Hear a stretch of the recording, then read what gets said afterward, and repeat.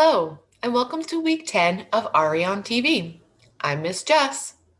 Do you know what this is? It's an angel. And this week, we continue our theme of stillness by listening to the voices of angels.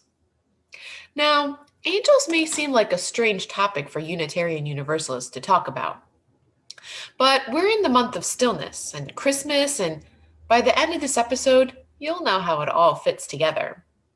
But first, welcome into this quiet place of beauty. We come from busy things. Pausing for a moment for the thoughts that quiet brings. We light this chalice for the warmth of love, the light of truth, and the energy of action.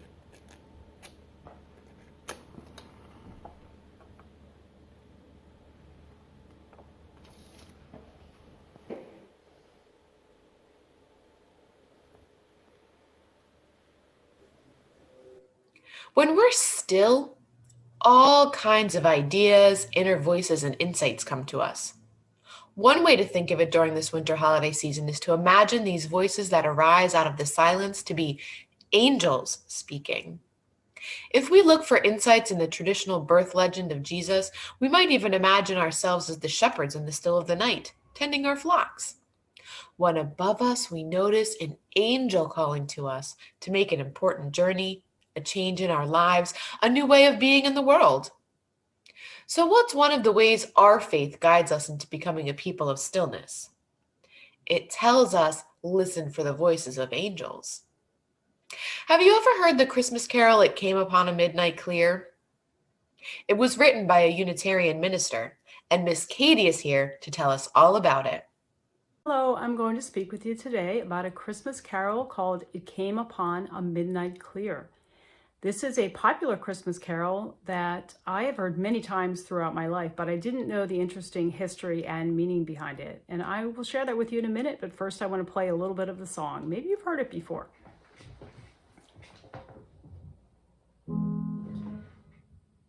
It came upon a midnight clear, that glorious song of hope, from angels bending near the earth to touch their harps of gold. Peace on the earth, goodwill to men. And in those last two lines, peace on earth, goodwill to men, that's where the meaning and intent of the song lies. And it is a song of hope, hope for us to find peace and to love one another. So Edmund Sears was a Unitarian minister in a small town, Wayland, Massachusetts, for a number of years, and then had an opportunity to go to a larger congregation in Lancaster, Massachusetts, where he had a successful ministry for 7 years, but he began to have some struggles, and he was ill and he was depressed. And so he decided to return to Wayland to take some time to rest and recover, to take care of himself. During this time, he started to write. And it was then that which led him to write in 1849 the song, It Came Upon a Midnight Clear. Have any of you ever written when you're having a difficult time? Perhaps written in a journal or a diary, or maybe even written songs or poetry. It can be a very helpful therapeutic thing, and perhaps that's some of the reason that Edmund was writing at that time. In any event, he wrote this song, and again, it was a song of hope, but was also in response to things that happening in the world at the time, to the war that he saw around him, the strife and the fighting that unfortunately are so often happening in the world. It's so rare that there is a time of peace throughout the world. And at this time, the Mexican-American War had recently ended, and there was talk of revolution and war to come in Europe as well. So Edmund was writing the song as a call to peace. And I'm going to read you a verse from the song.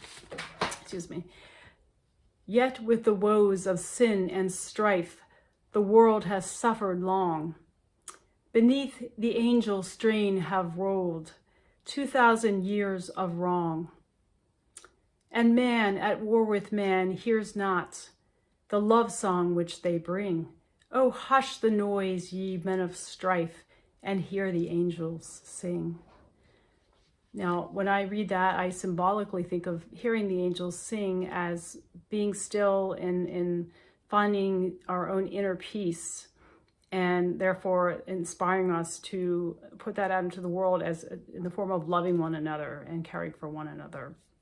That is how I see that song, and I believe that was the intent of that song. Now, the song does not mention Christ, and so was at the time, criticized by some. It's not really a religious song per se, but there are many Christmas songs that really aren't religious songs, of course.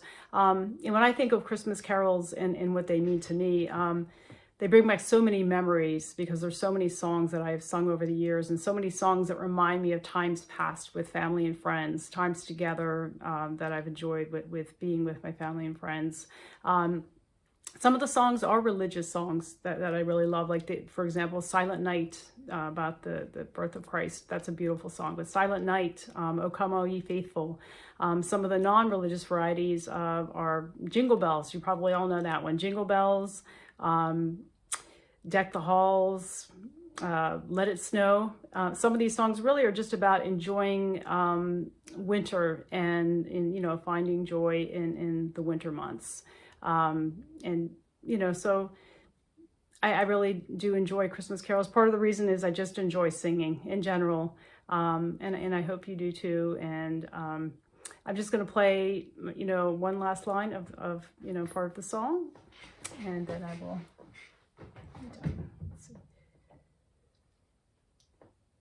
The world in solemn stillness lay to hear the angels sing. Thank you.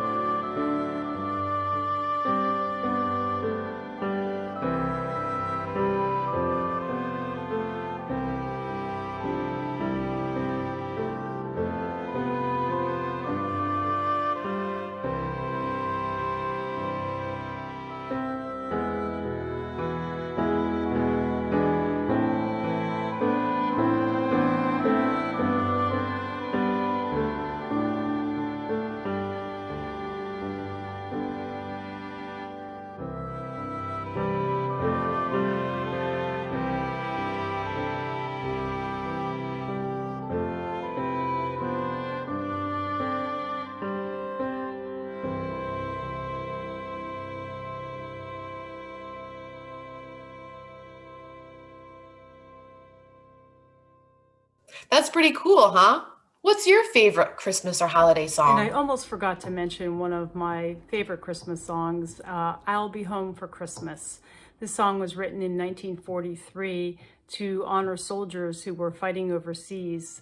And that was during World War II in 1943, because they couldn't be home to celebrate with their families and friends. And it's a lovely song, and it always brings a tear to my eye. Thanks, Miss Katie. This week in our virtual lab, you can try out a Find Grandma's Angel game. It's sort of like Where's Waldo? Then try practicing some stillness and see if you can hear the voices of angels. Miss Leah has a wonderful song this month to help us focus on stillness. Let's check it out. Quiet moment, quiet me, quiet in the midst of all I see, a swirling, changing world, but I am still. Quiet moment, quiet me, quiet in the midst of all I see, a swirling, changing world, but I am still. That's it for our show this week. Will you say the words with me for extinguishing our chalice? We extinguish this flame, but not the light of truth, the warmth of community, or the fire of commitment. These we carry in our hearts until we are together again. I hope you find some time for stillness and time to listen to your special voice. Until next time, blessed be my loves.